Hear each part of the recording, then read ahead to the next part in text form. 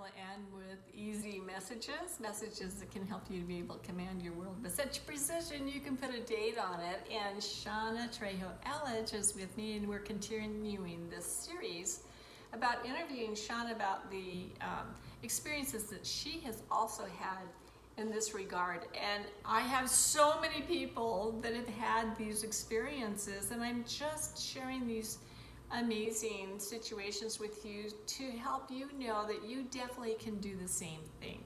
It's like it is not just germane just to me. It's everybody can do this, and everybody actually at some level is doing this. They just may not realize it, because sometimes your life feels like it's smooth like butter, and other times it feels like you're banging your shins and your elbows. You're like, what? What's the difference? Well, when it's smooth like butter, you're connected to the divine, whether you recognize it or not. And when you're banging your elbows and you're just absolutely miserable, it's when you're disconnected. So, just saying.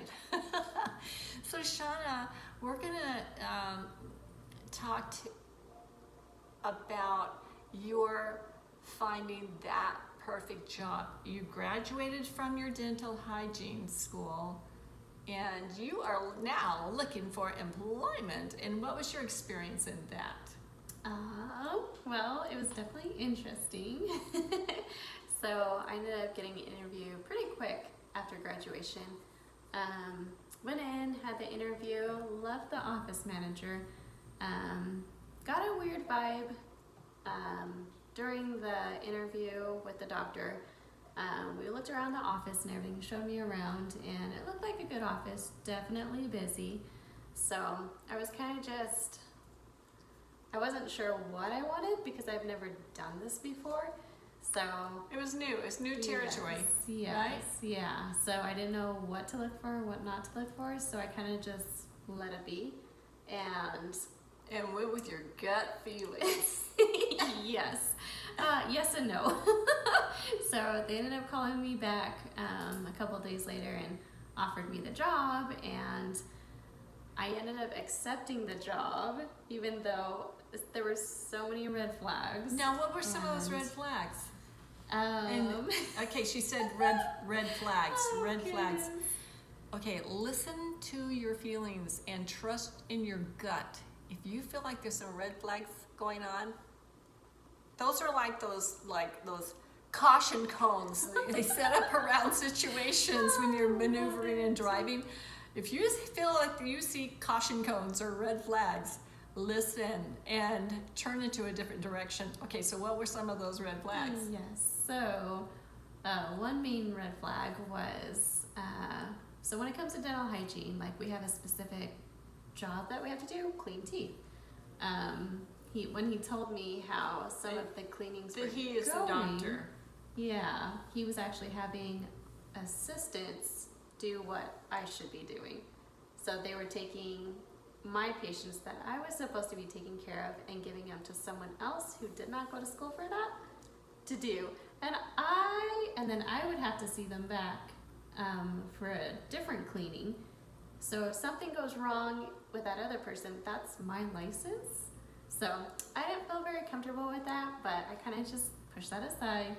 And then when it came to talking about pay, I requested what my instructors told me to stick to, and instantly it was like, that's way too much. You're a student. You shouldn't be starting out at this. This is what I'm going to start you at. So. And you knew your value. Exactly. Know your value. Know your value. Because you're sending out this info to the world about if you feel like you are valuable or not. If you don't believe in your value, be certain that you are clearly sending that out through the quantum physics realm. People pick that up. So if you are hesitating and wavering and not feeling like you're valuable, or like, well, I'm not so sure, trust me, they will pick that up. Okay. Yes. So in turn, I requested to have like a 90-day reevaluation for a raise if I was going to accept that start pay. And he was like, oh yeah, I completely agree. I would love to do a reevaluation. but he also added in there, but it's not going to be this much more to hit what I was asking for. So another red flag, and I still accepted the job because I was getting a little nervous that I wasn't going to get another job offer, and my husband was nervous, and he was like, okay, are you going to get a job? Do you think you're going to get a job? Like, when are you going to start working? So I was kind of... a little bit of wavering going on there. Yeah. Okay. So anyway, so I accepted it, and then I told my husband that day that I didn't feel good about it, and I was like, I'm going to keep looking, and I'm going to keep interviewing, and if something comes up, I will decline. I've never declined a job after accepting it, so. Right. But anyways, I was like, when that time But comes. it's not chiseled in stone. Your Yeah, life is yeah. not chiseled in stone. And if you feel like you're taking your vehicle of life down a road that ends up, you're running into potholes and things that are happening and it's not well lit and it's kind of looking dank and dangerous and things, and just not fulfilling, you can change it at any time. You can change it. You're not stuck ever. Not ever. Okay. So then what did you do? All right, so I got another job interview, and the first interview, it went good. It was a little different because the office manager seemed like she was the one interviewing me, not so much the doctor, which was okay. I just left it at that. I went back for a second interview, like a working interview, where I shadowed the hygienist and was with there while the doctor was working and the manager and everyone. And it was very interesting to me because whatever the office manager told the doctor to do, he would do it. And I've never seen that before. I feel like the doctor is He wasn't like, in charge. exactly. And that was very weird to me. And wasn't the office manager kind of, okay, a biatch? I mean, seriously, she was Yeah. rough to work with. She I was, was getting that vibe. yeah, Yes, it would yeah. be, there was a tension that was being caused in that office because of that one person. Yeah. And it was permeating everything else to where you'd be going every day to have to work in that situation. And it wasn't a healthy balance in that office. Mm-hmm. Mashana girl. Mashana girl does not have to be subjected to that, and neither do you. You don't have to be subjected to that. Because, why? What did you do then? Well, he ended up, they went on vacation for 2 weeks, so he said he'd be in touch, and I knew he was gonna offer me the job. I just had that feeling. Following her feelings, she knew she was goodness. no longer feeling desperate because she knew that people could see her value and that she would really be someone that'd be a wonderful addition to their office. So, okay, so now her confidence is starting to wax strong. Boost. She's starting to definitely a boost. Okay, Oh, so then what happened? So, my husband came home from work that day and said that his coworker's wife just found out that another office is hiring, and she gave me all the info and everything, and I went to go and call the office, but she said that no one knows that this office is hiring, so jump on it. And so when I went to go and call, I started getting these feelings like, well, if no one knows they're like hiring, and this random person like me calls and says, hey, I'm a hygienist and I heard you guys are hiring, can I come by? Like, I just felt off. Like, it just didn't feel like it was rolling. So I ended up putting all that aside, didn't call the office, and just let it be. So anyways, the next day, one of my instructors, she called me and she was like, hey, what's up? And I told her how all the interviews were going and everything, and she's like, Shauna, you're better than that, and there's so much out there for you. She's like, let me set up some interviews for you. Are you available in the next couple of days? I'm like, oh yeah, sure. And so the very next day, she set me up with an interview with that office. With the office. So Shauna, you allowed yourself to just let go, take a breath.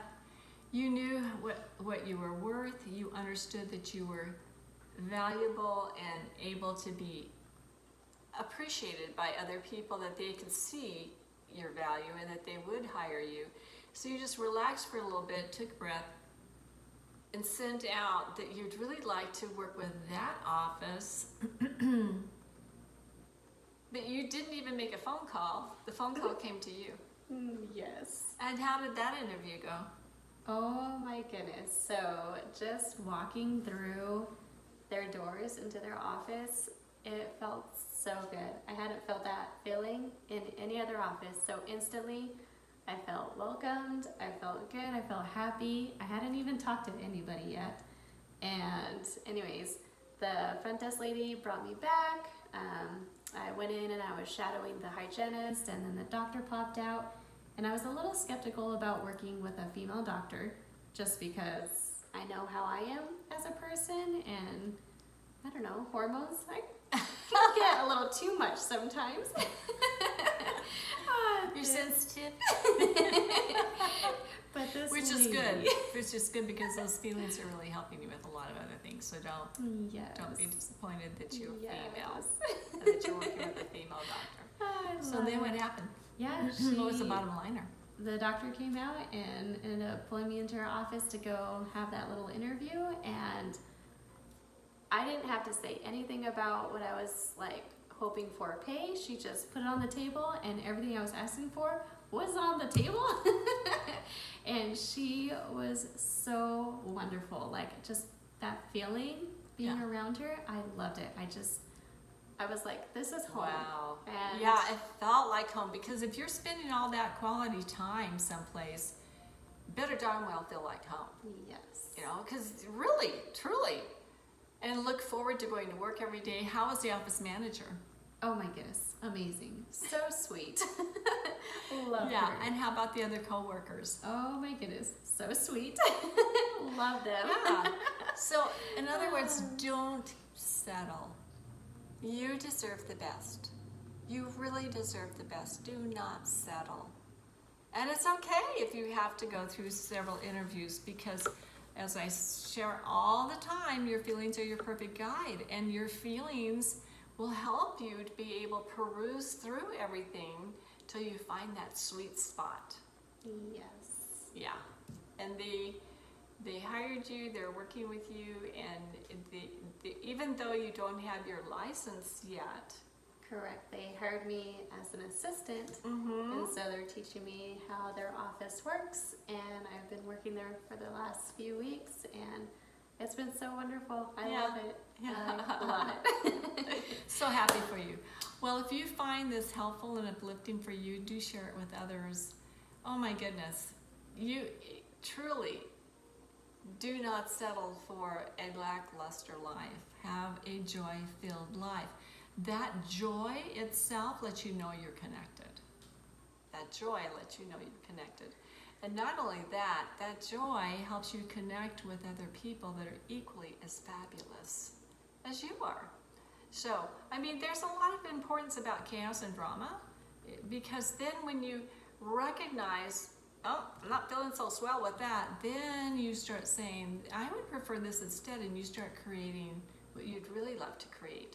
Turn the page on it. Some people would like to stay in chaos and drama for a while longer, and that's fine. Really, it's fine. No judgment. No judgment. But you don't have to stay stuck in it, because you can have something so much better. All right.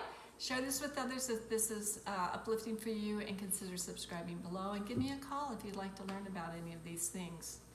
Because why? Because you're worth it. Okay. Take care. Bye.